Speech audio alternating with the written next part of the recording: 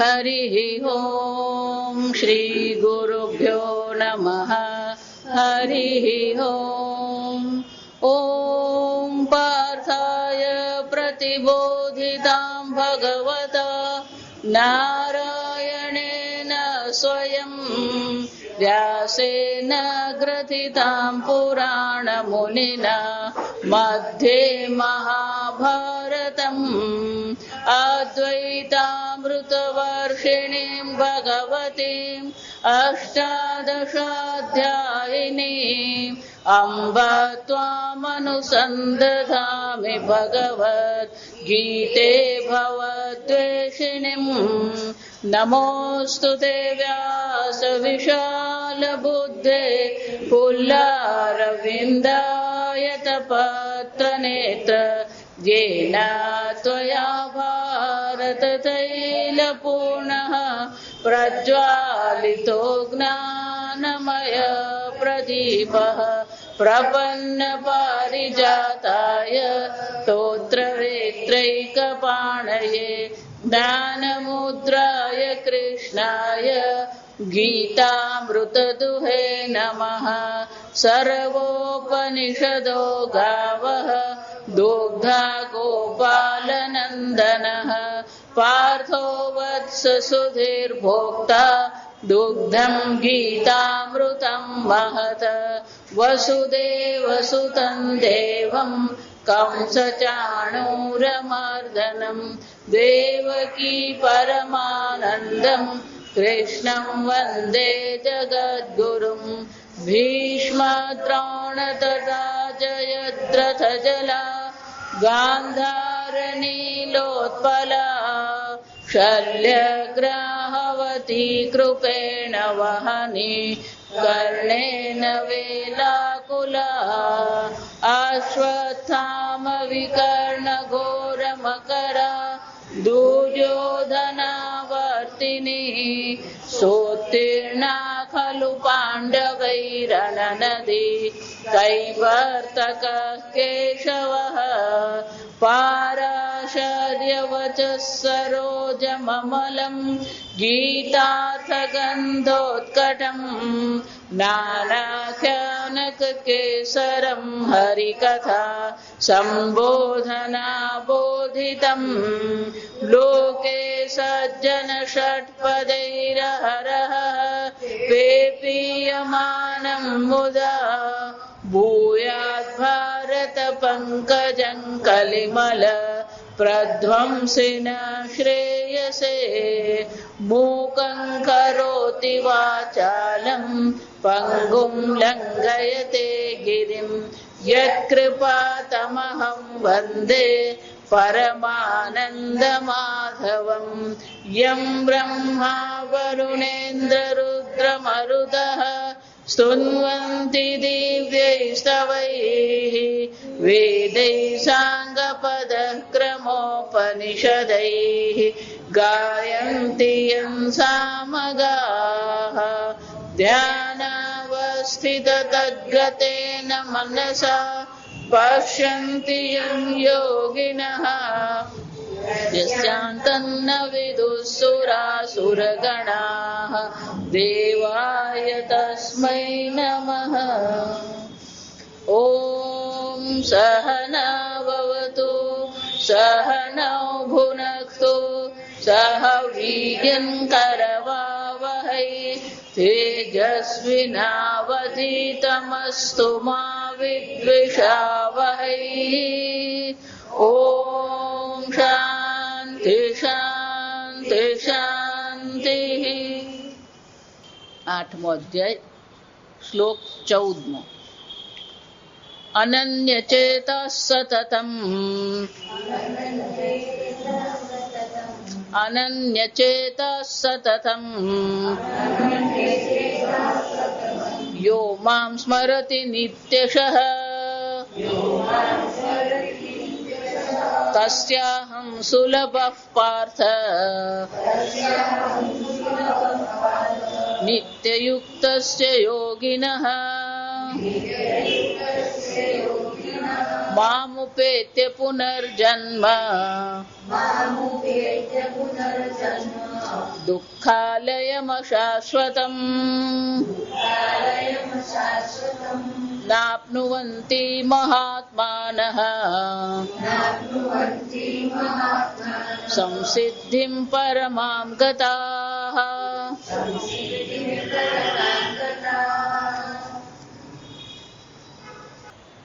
પરમાત્માની પ્રાપ્તિ માટે સામાન્ય રીતે એવું કહેવાય કે બહુ અઘરું છે. ભગવાને મેળવવા શું છે? બહુ અઘરું છે. પણ ભગવાને એ બહુ સરસ કહી રહ્યા 14મા શ્લોકમાં, તસ્યાહમ સુલભ. અર્જુન, આ લોકો માટે હું કેવો છું? સુલભ છું. સુલભ એટલે કે સુખેન લભ્ય. આગળ આપણે જોઈ ગયા ગઈ વખતે પેલી ઓમકારની ઉપાસના કરવાની, અભ્યાસ યોગ યુક્તેના, અષ્ટાંગ યોગની જે ચર્ચા કરી એમાં શું કરવું પડે? કેટલો બધો પ્રયત્ન કરવો પડે. અષ્ટાંગ યોગ જે છે એ યોગનો બધો પ્રયત્ન આપણે કરવો પડે. પેલો પ્રાણાયામનો અભ્યાસ કરવાનો, નિરુદ્ધ્ય જે પ્રાણમ આગળ આવી ગયું. પ્રાણાયામનો આપણે અભ્યાસ કરીએ. ઇન્દ્રિયને નિગ્રહ કરવા માટેનો આપણે શ્રમ કરવો પડે. પેલા મનનો નિરોધ કરવા માટે પણ આપણે પ્રયત્ન કરવો પડે.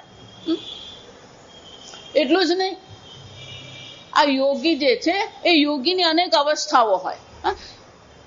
એટલે પેલી એક એક ભૂમિકા એને કહેવામાં આવે. તો પેલી યોગીની એક એક ભૂમિકા આપણે પ્રાપ્ત કરતા જઈએ. પછી પ્રાણાયામ કર્યા પછી પેલી સુષુમ્ના નાડી જે છે એ સુષુમ્ના નાડીને આપણે ઉર્ધ્વગમન કરાવવું પડે. કેટલો બધો પ્રયત્ન, જો આ વિચાર. આવા અનેક પ્રકારના આપણે પ્રયત્ન કરતા રહીએ. અને આ બધા પ્રયત્ન કર્યા પછી શું થાય છે? પેલી સમાધિ આપણને પ્રાપ્ત થાય. સમાધિ એટલે કે સ્વસ્વરૂપે અવસ્થાન, પોતાના સ્વરૂપમાં આપણે સ્થિતિ કરીએ. એટલા માટે હંમેશા કહું, ખરેખર સૌથી સરળ વેદાંત છે. કેમ કે તમે શાસ્ત્ર અધ્યયન કરો અને સમજો. જો એટલા માટે આ ગીતામાં તમે જો ને, ભગવાન કેટલી વાર પેલું વિધિ વિધિ વિધિ એટલે તું જાણી લે. કેમ? જાણવા વાળા તમે જ છો. જે જાણવાનો વિષય છે એ પણ કોણ છે? તમે પોતે જ છો. સાતમા આસમાનમાં પેલા પરમાત્મા રહે, પેલા ગોલોક ધામમાં રહેતા હોય, વૈકુંઠ ધામમાં, એ ભગવાનને પ્રાપ્ત નથી કરવાના. જો મુંડક ઉપનિષદમાં આપણે જોઈ ગયા ગઈ વખત, બ્રહ્મેવ ઇદમ વિશ્વમેવ ઇદમ. આ બ્રહ્મ જ સર્વ વિશ્વ. આ વિશ્વ જે છે એ બ્રહ્મ માત્ર છે. ઇદમ વરિષ્ઠમ બ્રહ્મ. અહીંયા જે કઈ છે ઈશ્વર માત્ર જ છે. પણ આપણે પેલી મહેનત કરવાની આદત પડી ગઈ. જો આવી હંમેશા આપણને પેલું મહેનત કરવાની આદત પણ, એને દ્રાવિડ પ્રાણાયામ કહે. દ્રાવિડ પ્રાણાયામ એટલે શું છે? આપણો સીધો પ્રાણાયામ નહીં કરે, પણ શું કરે? પેલો હાથ વાંકો કરીને કરે. જાણ મજૂરી કરવાની, પ્રયત્ન કરવાની આદત આપણને પડી ગઈ. અને એટલા માટે જયારે પેલું સરળ એમ કે તો આપણને શું લાગે? આ હોય જ નહીં. અને એટલે ભગવાન બહુ સરસ કહી રહ્યા, અનન્ય ચેતા. જો ગઈ વખતે જોઈ ગયા આપણે, અનન્ય ચેતા ન અન્ય ઈશ્વર મત. મારાથી અન્ય ઈશ્વર નામની કોઈ વસ્તુ છે જ નહીં. હમણાં પુના ગઈ ને તો ત્યાં પેલા એક ભાઈ ત્યાં સત્સંગ કરતા હતા. તો પરમાત્મા તો અહીંયા ને અત્યારે છે જ. જો તમે એમ કેતા હોય પરમાત્મા નિત્ય છે, જો વિચારો, હું વારંવાર બધાને કહું કે આપણી પાસે શબ્દ છે પણ એના અર્થનું સ્ફુરણ નથી થતું. આપણે સંભળાય છે ને પાછળ, તો અર્થનું સ્ફુરણ આપણને થતું જ નથી. પરમાત્મા છે એમ જયારે કહીએ તો પરમાત્મા ને પરમ એટલે જે અનંત છે. પરમાત્માનો અર્થ જ શું થાય? જે અનંત આત્મા છે. અનંત છે એનો અર્થ શું થયો? દેશ કાળ વસ્તુ અપરિચ્છિન્ન. કોઈ પ્રકારની પરિચ્છિન્નતા મર્યાદા છે જ નહીં. જો દેશ છતાં મર્યાદા નથી તો એનો અર્થ શું થયો? અહીંયા ભગવાન હોવા જોઈએ કે નહીં હોવા જોઈએ? કાળતઃ પરમાત્માની કોઈ મર્યાદા નથી, તો અત્યારે હોવા જોઈએ કે નહીં? હોવા જોઈએ એમ પૂછવું પડે મારે. આ વિચારી જજો. પેલું વસ્તુતઃ જો પરમાત્માને કોઈ મર્યાદા નથી તો તમારાથી અન્ય હોઈ શકે પરમાત્મા? જો પરમાત્મા અનંત છે તો અહીંયા ને અત્યારે તમારાથી ભિન્ન હોઈ શકે જ નહીં. અને એટલે ભગવાન શું કહે છે? અનન્ય ચેતાઃ. આપણે પહેલા ભગવાનને પેલો બીજો બનાવીએ અને પછી મેળવવા માટે શું કરીએ? પ્રયત્ન કરીએ જ. શાસ્ત્રમાં એટલે લખ્યું જ છે અન્ય અહમ. વેદમાં કીધું હું અન્ય છું, અન્ય અસો. આ દેવતા પરમાત્મા છે પણ શું છે? અન્ય છે. વિચારે છે આપણે આ પ્રકાર અન્ય અહમ અન્ય અસો. પહેલા ભગવાનને આપણે પોતાનાથી અલગ કરી દીધા અને પછી આપણે શું કહીએ? બધાની હાલત પેલી દસમા જેવી જ છે. દસમાની વાર્તા તો ખબર? પેલો દસમો ખોવાઈ ગયો, એમ શું થયું? ભગવાન ખોવાઈ ગયો. હવે ભગવાન શું કરવાનું? ભગવાન શોધવા માટે શું કરવાનું? પેલી વૈકુંઠ લોકની ટિકિટ લેવી પડે. વૈકુંઠ લોકની ટિકિટ મળે તો ભગવાન ત્યાં મળે.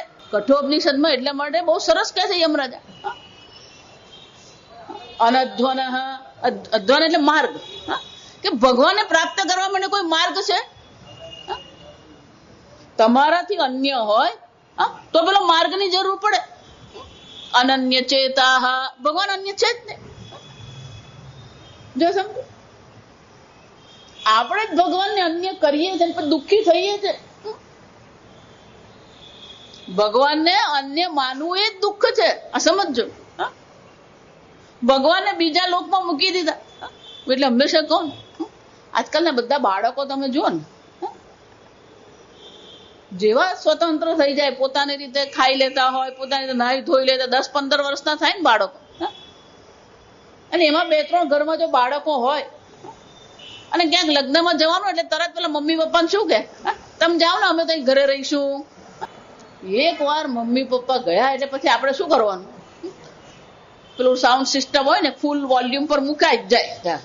ડોમિનોમાં પિઝાનો ઓર્ડર આપી દેવાનો, પેપ્સી લઈ આવવાની. આ બધું ભારતમાં આવી કે શરમની વસ્તુ છે. વારંવાર કહું છું કે મેકડોનાલ્ડ હોય કે ડોમિનોઝ હોય કે સબવે હોય, ક્યારે ખવાય જ નહીં. આ બધું નોનવેજ છે. આપણે અક્કલ જ નથી. આપણે રોટલીનો લોટ બાંધીએ ને તેમાં પેલું મોણ નાખવું પડે. આ જેટલા પણ રોટલા બનાવે ને આ લોકો, એ મોણ જે નાખે ને એને ટેલો કહેવાય. ટેલો એટલે આ એનિમલ ફેટ કહેવાય એને. પણ આપણે બધા પિઝા ખાઈએ ને તો એમ માનીએ કે આપણે બધા મોડર્ન કહેવાય. બાળકોને આપણે એ જ શીખવીએ. આ સમજો. એટલે બાળકો તો શું ઈચ્છે? મમ્મી પપ્પા જાય એટલે આપણે શું છે? અને ખબર હોય છે મમ્મી પપ્પા ગયા એટલે 2-4 કલાક વગર આવવાના જ નથી. અને જ્યાં મમ્મી પપ્પાને આવવાનો સમય થાય ને એટલે બધું પાછું શું થઈ જાય? જૈસે છે બધું પાછું ગોઠવાઈ જાય. અને પેલો ચોપડી લઈને બેઠો એટલે મમ્મી પપ્પાને શું લાગે? જો 2 કલાક વાંચ્યું, એ 2 કલાક નહીં, 2 મિનિટે વાંચેલું નહીં હોય એને. કેમ? મમ્મી પપ્પા હોય ને ત્યારે પેલું ડિસિપ્લિનમાં રહેવું, શિસ્તમાં રહેવું પડે. મમ્મી પપ્પા ગયા એટલે આપણે શું થાય? એમ આપણે બાળકો જ છીએ. સમજો. કેમ? આપણે ભગવાને ક્યાં બેસાડી દીધા? પેલા વૈકુંઠ લોકમાં, ગોલોકમાં, શિવધામમાં, જાત જાતના ધામ. અને પેલો પાછા એકબીજાની સાથે લડાઈ ખરા. ના, તમારું વૈકુંઠ લોક કરતા અમારું શિવધામ થોડુંક ઊંચું. ઊંચું કે નીચું કોઈ ફરક પડવાનો નથી. આ સમજ. શાના માટે આપણે લડીએ છીએ?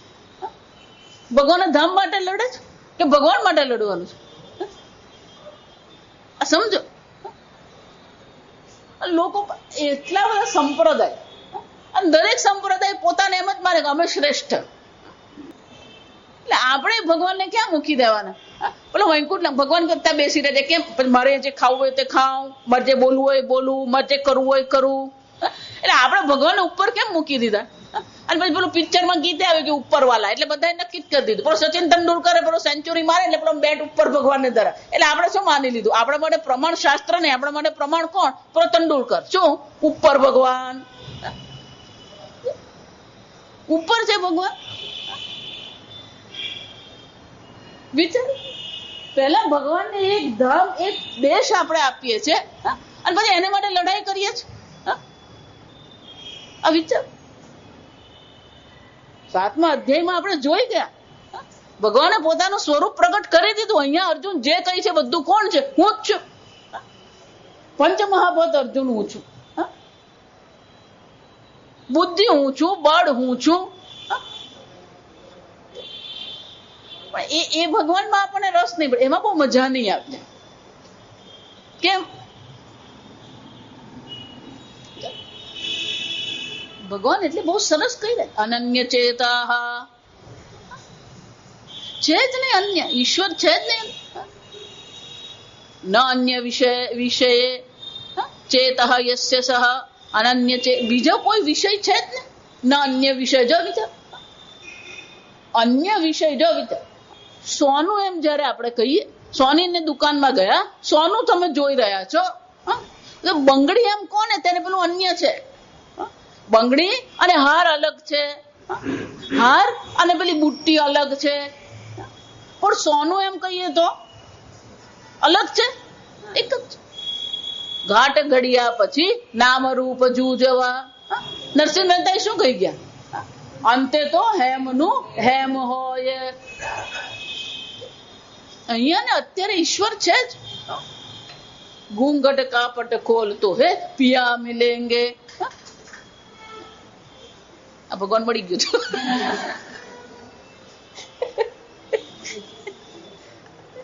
અત્યારે પંખો ચાલે ને એ ભગવાન આપણા માટે. ઘૂંઘટ એટલે શું? આ અજ્ઞાન રૂપી આવરણ છે.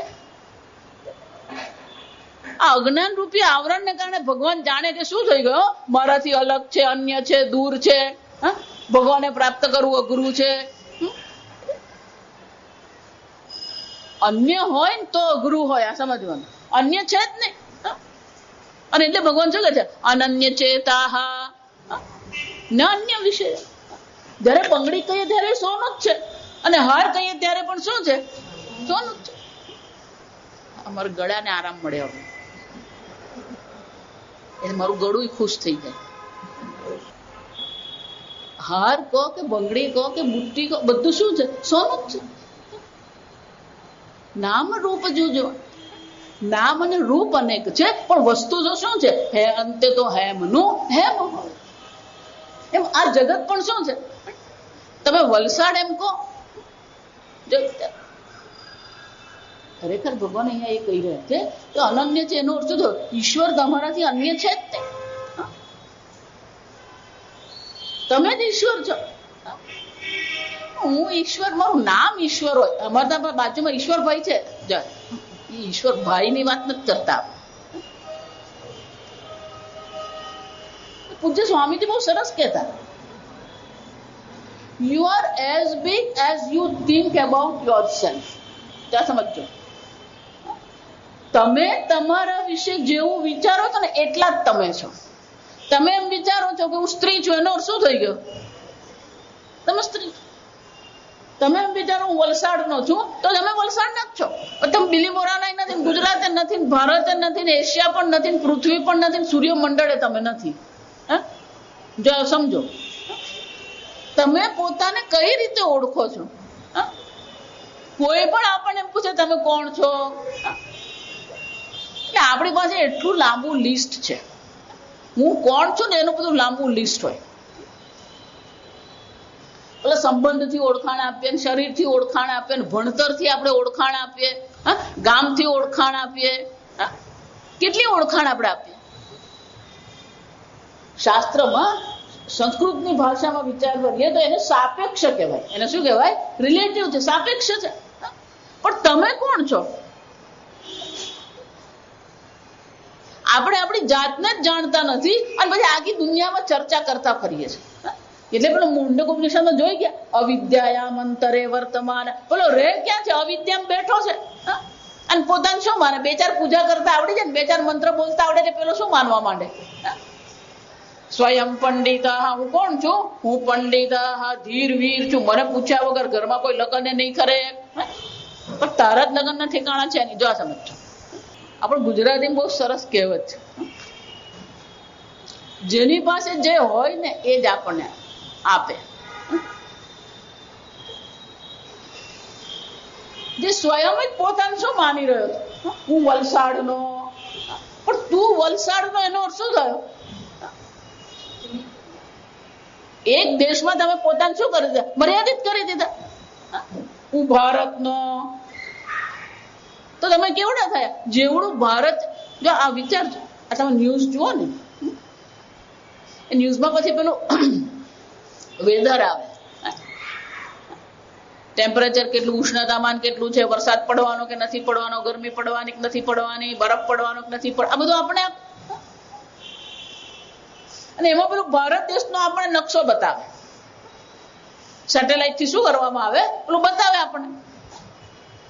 જો વિચાર, મને કહો, સેટેલાઇટ ની આંખથી ભારત દેખાય કે પૃથ્વી દેખાય? સેટેલાઇટ ની આંખથી ભારત દેખાય કે પૃથ્વી દેખાય? સેટેલાઇટ ભારત જુએ જ. આ પેલો ચેનલ વાળો હોય ને, એ પછી પેલો ભારત નું શું કરે, પેલું રેખાંકન ત્યાં મૂકે. કેમેરાની આંખમાં ભારત નથી ને એશિયા નથી. મેરા ભારત મહાન આવશે, આ શબ્દ આવવાનો જ છે, મહાન શબ્દ. ઈશ્વરને અન્ય માનવું, ઈશ્વરને અન્ય લોકમાં મૂકવું અને પછી પ્રાપ્ત કરવાનો પ્રયત્ન કરવો, અને મૂર્ખતા કહેવાય. આ સમજ. એટલે એક પુના હું ગઈ, પરમાત્મા कैसे प्राप्त होंगे? પ્રાપ્ત કરવાના છે.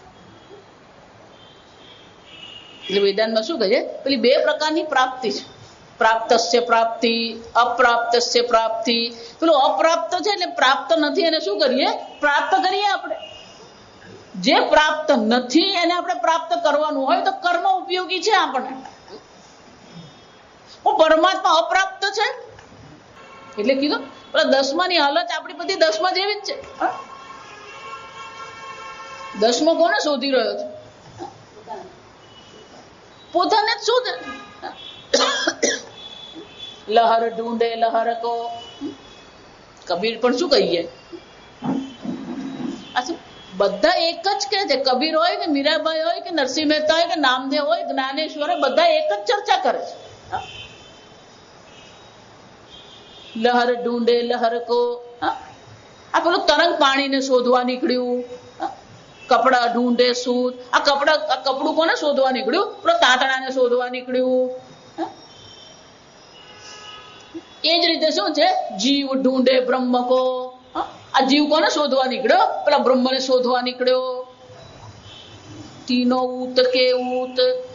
ઉત કે ઉત એટલે કે મૂર્ખાનો સરદાર. જો સમજ, મૂર્ખાનો સરદાર એટલે હોશિયાર નહીં હોય. સમજ, ભગવાન કે છે અનન્ય ચેતા. ભગવાન અન્યને, પણ મને લાગતું નથી હું ભગવાન હોઉં. કોના જેવું કહું, પેલી ખાંડ એવું કે મને નથી લાગતું કે હું મીઠી હોઉં. ખાંડ શું કે, મારો મીઠાશનો અનુભવ કરવો છે. અગ્નિ એમ કે મારે ઉષ્ણતાનો અનુભવ કરવો છે. આ એક અનુભવ, બીજું ચક્કર છે. આ સમજ. અમારે जो महात्मा कोई आम भटकाई જાય જ કહેવાય. આ સમજ. आपको परमात्मा का अनुभव हो गया? खांड શું કહે છે? મારે મીઠાશનો અનુભવ કરવો છે. અગ્નિ શું કહે છે? મારે ઉષ્ણતાનો અનુભવ કરવો છે. પેલી ખાંડને શું કહેવું પડે? તું ગળી છે, મીઠી જ છે તું. અગ્નિને શું કહેવું પડે? તું ઉષ્ણ છે. એટલે ભગવાન આગળ સ્થિત પ્રજ્ઞા લક્ષણમાં આત્મની એવા આત્મના તુષ્ટ, પોતે જ પોતાનાથી પ્રસન્ન છે. કેમ? એક આત્મા જ આનંદ સ્વરૂપ છે. બાકીની બધી વસ્તુ કેવી છે? એનો અર્થ શું થયો? અનુભવનો વિષય નથી. એ જ્ઞાનનો વિષય છે, સમજવાનો વિષય. એટલે 7મા અધ્યાયમાં પણ પ્રારંભમાં ભગવાન શું કહી દીધું? અર્જુન, તું મને જાણી લે સંશય વગર, અસંશયમ સમગ્રમામ. જ્ઞાસ જો ત્યાંય ભગવાન શું કહે છે? અનુભવ કરવાનું કહે છે, જ્ઞાનની વાત કરે છે. જ્ઞાત્વા ભૂય અન્ય નાવશિત. અર્જુન, એકવાર તું મને જાણી લે, એકવાર તે મને આત્મ સ્વરૂપે જાણી લીધો, બીજું કઈ જાણવાનું બાકી રહેતું જ નથી. બધાને પેલા અનુભવનો ચક્કર એવો ચાલુ થાય. અને પછી 2-4 આશ્રમમાં હું તો આંટા મારી આવે એમ જ કહું. જો આવી જાય કે આ આશ્રમમાં ગયા પેલો અનુભવ કર્યો, આ આશ્રમમાં ગયા પેલો અનુભવ કર્યો. આત્મા અનુભવનો વિષય છે જ નહીં, કારણ કે આત્મા તમે પોતે જ છો. અને એટલે ભગવાને પેલો શબ્દ વાપરવો પડે, જો સતતમ અનન્ય ચેતા સતતમ. અહીંયા ને અત્યારે ભગવાન છે, પણ સતત એનું તમારે શું કરવું પડે? યહ સ્મરતિ. સ્મરતિ એટલે યાદ રાખવું. કેમ સ્મરતિ કેવું પડ્યું? કારણ કે આપણે ભૂલી ગયા કે હું પરમાત્મા છું. એટલે ભગવાન શું કહે છે? યહ સ્મરતિ. યાદ કરાવવું પડે. આ કોના જો આ 10મા 12માની પરીક્ષા ચાલુ થઈ ને, કાલથી થઈ ને સર. છોકરો હોય હોશિયાર, એને બધું જ આવડતું હોય, પણ જ્યાં પેલો પરીક્ષા આપવા જાય ને એટલે મમ્મી મને કઈ ખબર પડતી નથી. એટલે મમ્મી એને શું કરવું પડે? ના રે ના, તને બધું જ આવડે જ છે, તને 2 વાર તો તું વાંચી ગયો, બધું તને આવડે, તું જા. એમ મમ્મી એને શું કરવું પડે? પમ્પિંગ કરી આપવું પડે. એનો અર્થ શું થાય? તમે પોતે જ પોતાના પર વિશ્વાસ રાખી શકતા જ નથી. જો તમે 2 વાર વાંચી લીધું હોય તો તમને આવડતું જ હોય, પણ મને નથી આવડતું, ડિપ્રેશન ગયું, આપઘાત કરી, આ બધું જાત જાતનું લોકો કરે. કેમ આવું કરે? કારણ કે પોતાના વિશેનો અભિપ્રાય કેવો છે? જો તમે પોતાને જ જો સન્માનિત નહીં કરી શકતા હોય તો બીજાને તમે સન્માનિત કરી શકશો? એને સેલ્ફ રિસ્પેક્ટ કહેવાય, આત્મસન્માન કહેવાય, આત્મગૌરવ કહેવામાં. પહેલું તો આપણામાં આત્મગૌરવ હોવું જોઈએ, તો પછી પેલું આપણે હું ઈશ્વર છું એમ કહીએ ને તો કંઈક મગજમાં ઉતરે. પણ જયારે આપણે જ પોતાને અલ્પ માનતા હોઈએ, અલ્પ માનીએ એટલું જ નહીં, પેલી આરતી કરીએ ત્યારે શું કહે છે? મેં મૂરખ ફલ કામે. એટલે ભગવાન એટલા માટે જ હસતો હોય આ સમય. ભગવાન કહે છે તું અને હું એક જ છીએ, અને પેલો શું બોલે? મેં મૂરખ ફલ કામે.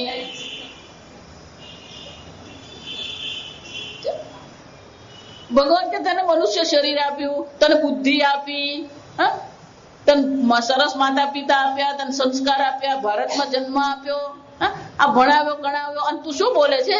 મેં મૂરખ. એટલે પેલું વાક્ય યાદ રાખવાનું. તમે તમારા વિશે શું વિચારો છો ને એ બહુ મહત્વનું. તમને આત્મગૌરવ છે કે નહીં? જો આત્મગૌરવ જ નથી, પછી એને એમ કહેવામાં આવે તું ઈશ્વર છે. બહુ વર્ષો પહેલા એક સાધક મારી પાસે આવ્યા, કરતા હતા, પછી જે મારી પાસે આવ્યા વેદાંત ભણવાનું શરૂ કર્યું. વેદાંત ભણવાનું પણ નવું શરૂ કર્યું. વેદાંત એટલે આપણે જેમ સ્કૂલમાં ભણીએ ને એમ ભણવું જ પડે વેદાંત. એટલે પેલું વેદાંત ભણવાનું શરૂ કરે, પછી મને કે આ બધું મને અત્યાર સુધી કેમ ખબર નથી, હવે તો ખબર પડી, તું શાંતિ રાખ. એનો અર્થ શું થયો? કોઈક ને કોઈક રીતે આપણે પોતાને શું કરતા રહીએ છીએ? વિચારી જો, મને આ કેમ નહીં મળ્યું, પેલું કેમ નહીં મળ્યું, આ કેમ નહીં થયું, આમ ભણવાનું ને. તમારી પાસે જે છે બધું પૂરતું જ છે.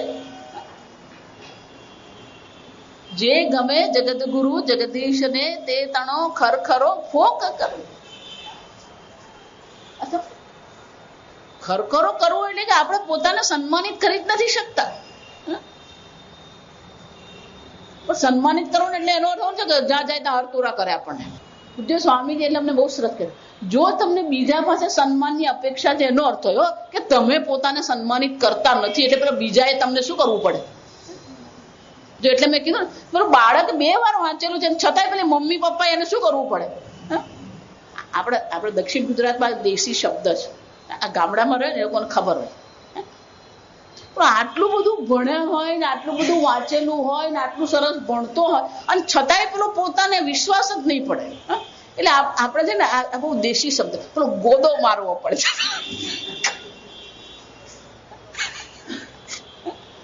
ગાય બળે તો ચાલે નહીં ત્યારે શું કરવું પડે?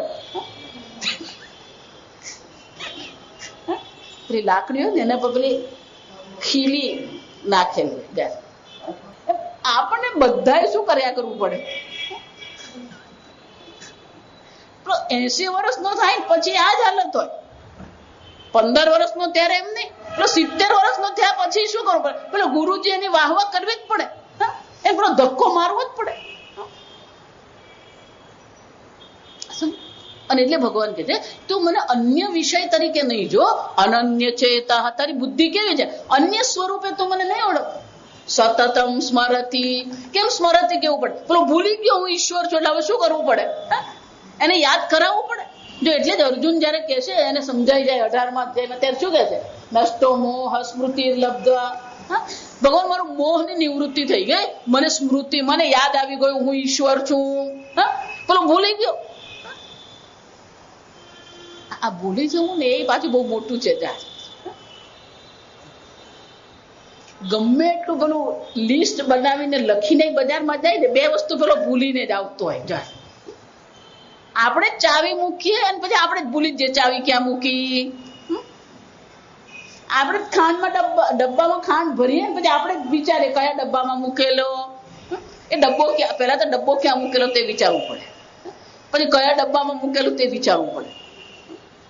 ભગવાન કહે છે સ્મરતી, જે હંમેશા યાદ રાખે છે. સ્મરતીનો અર્થ શું થાય, એ યાદ રાખે છે. સતત સતત આપણે યાદ રાખીએ હું અને ઈશ્વર અન્ય છે જ નહીં. યહ સ્મરતી, શંકરાચાર્યજી કહે છે સતતમ એટલે કે સર્વદા, સર્વકાળ. એટલે પેલો ભજનમાં શું કહે છે, અંદર રામ હી બાહર રામ હી જહાં દેખું તહાં રામ હી સોવત રામ હી જાગત રામ હી સપનો મેં દેખું રામ હી રામ. સર્વદા ઉઠતા જાગતા. જો એટલે જ કહું, આપણી સંસ્કૃતિમાં જે જીવન બતાવ્યું છે ને, આપણી સંસ્કૃતિમાં જે પ્રકારે જીવનની દિનચર્યા જેને આપણે કહીએ, જે દિનચર્યા આપણને બતાવી છે એ દિનચર્યા આ જ છે. સવારે આપણે ઉઠીએ ત્યારે ભગવાનને આપણે યાદ કરીએ. કરાગ્રે વસતે લક્ષ્મી, કરમૂલે સરસ્વતી, કરમધ્યે તુ ગોવિંદ, પ્રભાતે કર દર્શનમ. પણ પૃથ્વી પર પગ મૂકે પહેલા પણ શું કરે, ક્ષમસ્વ. કેમ, આ ધરતી માતા છે, એના પર આપણે પગ મૂકી રહ્યા છે તો એને શું કરીએ, ક્ષમા પ્રાર્થના કરીએ. તો સ્નાન કરવા ગયા, તો સ્નાન કરીએ ત્યારે પણ શું કરવાનું, ગંગે છે યમુને ચૈવ ગોદાવરી સરસ્વતી નર્મદે સિંધુ કાવેરી જલસ્મિન સન્નિધિમ કુરુ અસ્મિન બકેટ જલે. શું કરવાનું, આ ડોલના પાણી, ભલે કળશ નથી, શું કરવાનું, આ ડોલના પાણીમાં શું કરું છું, આ ગંગા યમુનાને હું આવાહન કરું. સ્નાન કરી લીધું, પૂજા પાઠ કરીએ, માળા કરીએ. ના એ તો માતાજી આપણે બહેનો કરે, અમારે તો બધા શું વચ્ચે આપીને છાપું વાંચવાનું. ક્યાંય એવું લખેલું નથી કે ભાઈઓએ દીવો નહીં કરવાનો, માળા નહીં કરવા, ક્યાંય લખેલું નથી આ સમજ. પણ અહીંયા પેલા આ બધા ભાઈઓને તો આપણા ઉત્તર ભારતમાં જ આવું છે આ સમજ. દક્ષિણમાં તમે જુઓ તો પૂજાની તૈયારી બહેનો કરે, પૂજા પેલા ભાઈઓ જ કરતા હોય. પેલા ફૂલ વણી લાવવું, ફૂલ કરવું, થાળી તૈયાર કરવી, દૂધ તૈયાર કરવું, આ બધું તૈયારી પેલા બહેનો કરે. તો પૂજા કોણે કરવાની હોય, પણ ભાઈ જ કરે. સતતમ સર્વદા,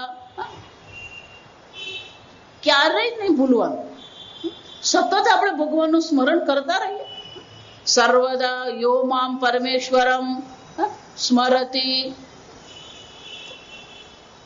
ભગવાન કહે છે કે હું છું જા સમજ. કોઈક વસ્તુ નથી અને પછી આપણે એનો વિચાર કરવો હોય ને તો થોડીક મહેનત કરવી પડે. જા સમજો બરાબર. અને કલ્પના કહેવામાં પણ છે જ, અને પછી શું કરવાનું છે, વિચારવાનું છે.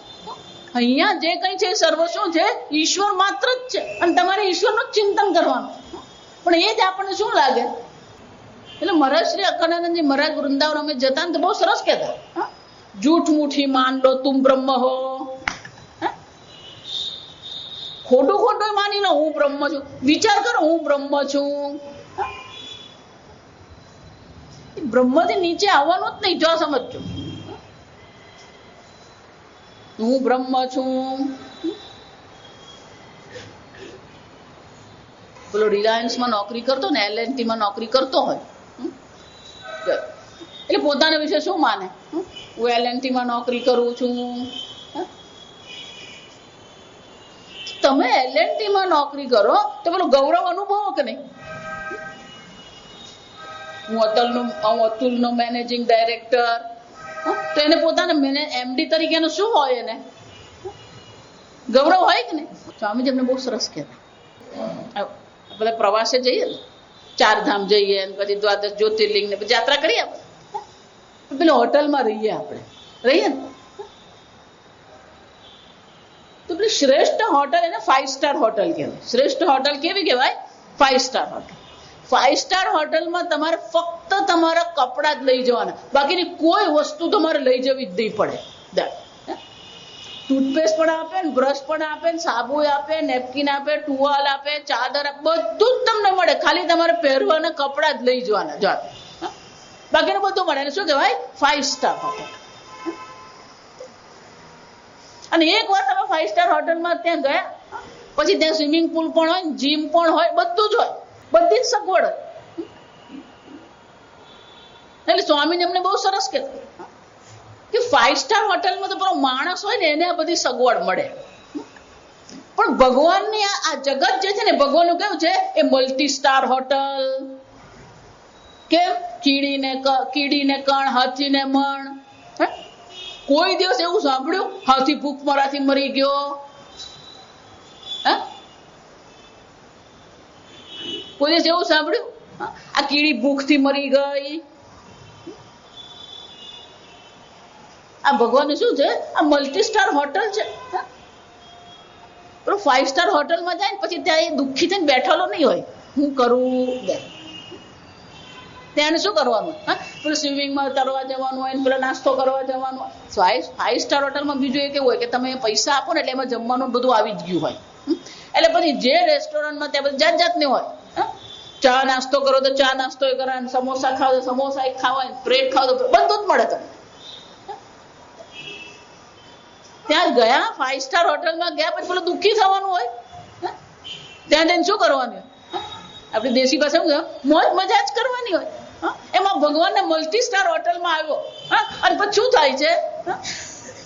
મેં મૂર્ખ ફલ કામી. માતાજી બહુ દુઃખી, આ બધા મને બહુ દુઃખી કરે. કોઈ તમને દુઃખી કરતું જ નથી. આ એક બીજી મગજમારી છે. આત્મગૌરવ તો છે જ નહીં, જો સમજ. અને ઉપરથી પાછું શું છે? બધાએ પોતાના વિશે એક અભિપ્રાય બધો, હું દુઃખી. ભગવાન કે તું હું છે, ને આપણે શું કહીએ? ના ભગવાન હું દુઃખી. કોણે કહ્યું તમે દુઃખી? તાવ આવ્યો એટલે તમે દુઃખી? બાળકો છો એટલે તમે દુઃખી?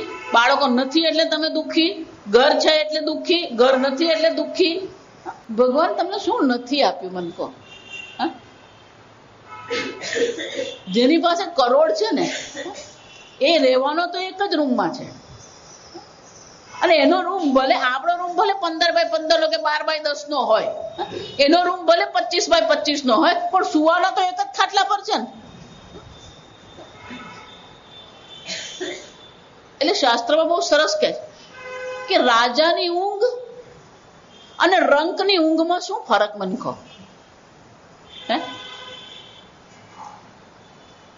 રાજા ઊંઘી ગયો પછી મહેલ છે? એની પેલી નરમ નરમ ગાદી છે?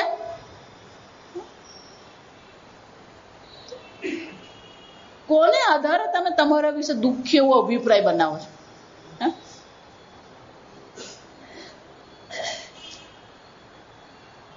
કોઈ દુઃખી જ નથી. આ સમજો, આપણી સામે એક પરિસ્થિતિ છે. આપણી સામે શું છે? એક પરિસ્થિતિ છે. એ પરિસ્થિતિ ક્યાં તો અનુકૂળ હોય અને ક્યાં તો પરિસ્થિતિ શું હોવાની? પ્રતિકૂળ હોય. પણ પ્રતિકૂળતા હોય એટલે દુઃખી થવાનું. ભગવાન રામને 14 વર્ષનો વનવાસ થયો. જો એટલા માટે આ કથાકારો જે છે ને એ કથા કરે ત્યાં સુધી બરાબર છે, પણ જે રીતે રજૂઆત કરે છે ને એટલી ભંગાર રજૂઆત કરે. હકીકત તમને કહી દઉં, તમે કોઈ કથાકારને માનતા હોય તો માફ કરજો મને. રામ 14 વર્ષ વનમાં ગયા અને એવી રીતે રજૂઆત કરે કે જો રામને કેટલું દુઃખ પડ્યું. પણ પેલા રામને તો પૂછતું કે રામ દુઃખી થયા? તું રામને પૂછ. રામે એવું કીધું હું દુઃખી થઈ ગયો? સીતાએ એમ કીધું હું દુઃખી થઈ ગઈ? અને એવું વર્ણન કરે એટલે પોતે રડે ને બીજાને રડાવે. અરે પણ એમાં રડવાનું શું છે? રામ 14 વર્ષ વનમાં ગયા, તું કામ રડે? ના ના, આખું અયોધ્યા રડ્યું, પણ તું શું કામ રડે? જા. અને જેના આંખમાંથી પાણી નહીં આવે છે કે જો આ ભક્ત નથી, કેમ? લાગણી વગરનો છે. આ સમજો, રામ ભગવાન દુઃખી થઈ ગયા 14 વર્ષ વનમાં, તો તું કેમ દુઃખી થાય છે?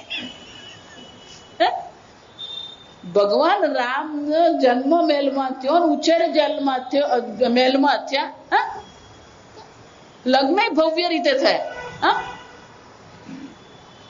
અને પછી 14 વર્ષ વનમાં જવાનું થયું.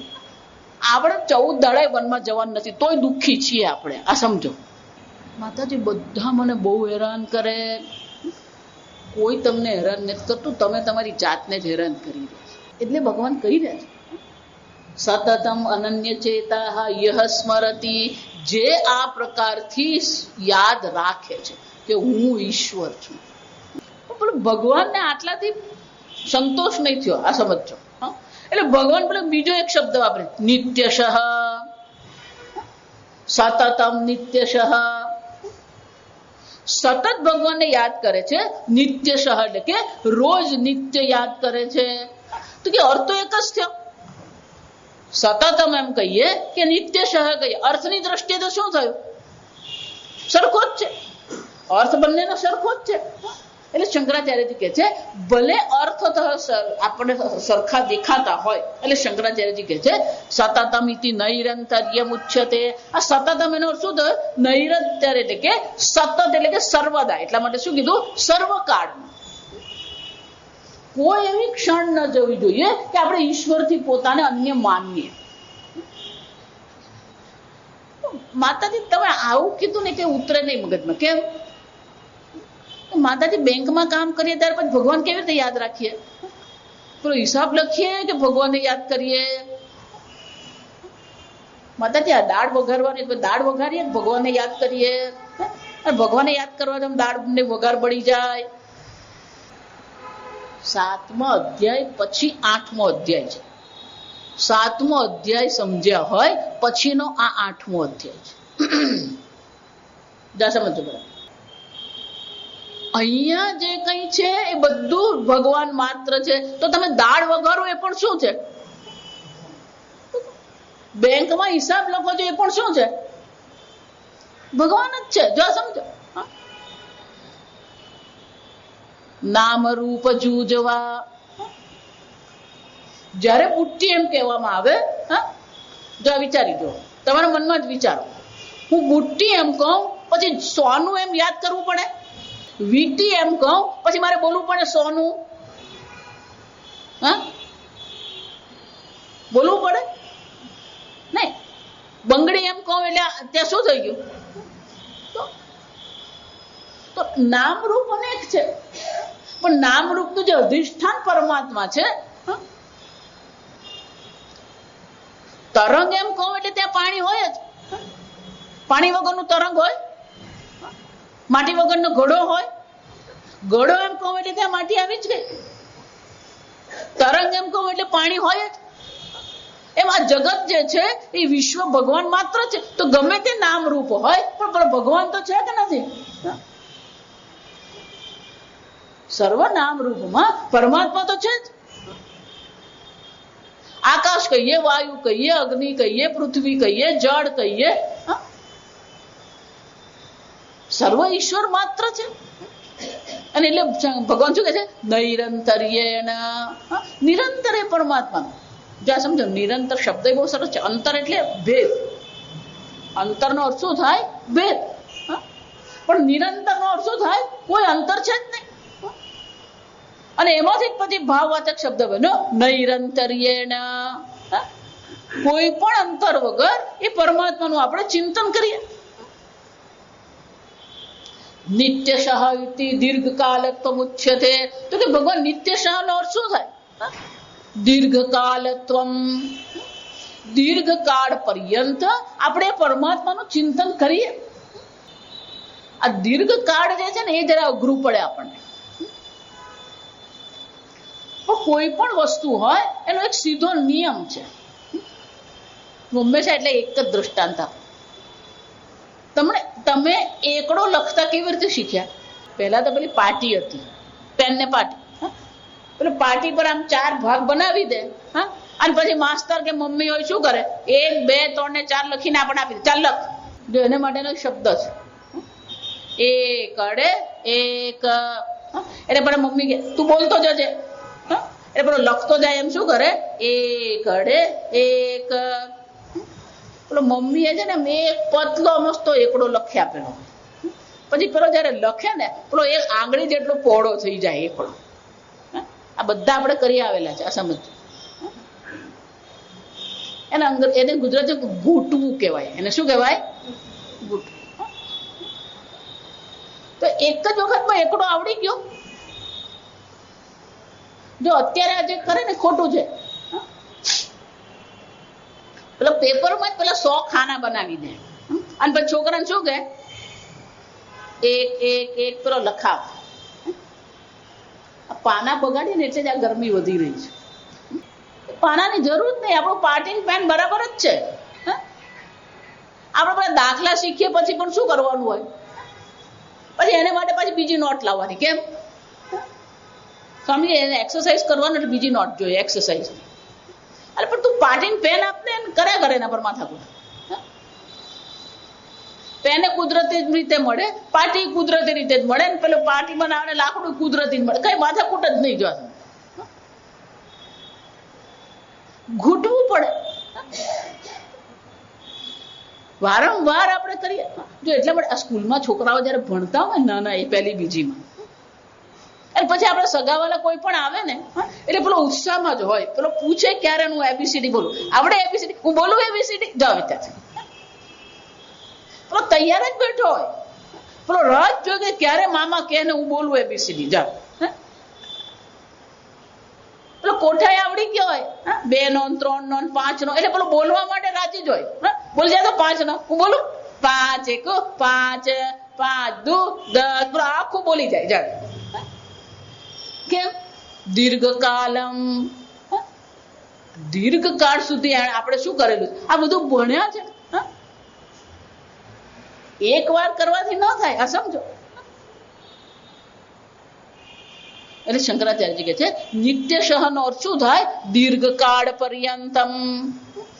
દીર્ઘકાળ સુધી આપણે શું કરીએ, આ પ્રયત્ન કરતા રહીએ.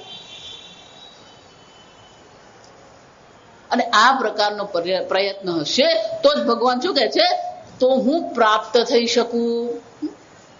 આમ પર ભગવાન અહીંયા આ પહેલી પંક્તિમાં બહુ સરસ કહે છે કે તું સતત દીર્ઘકાળ પર્યંત તું મારું ચિંતન કરતો રહે, મારું સ્મરણ કરતો રહે.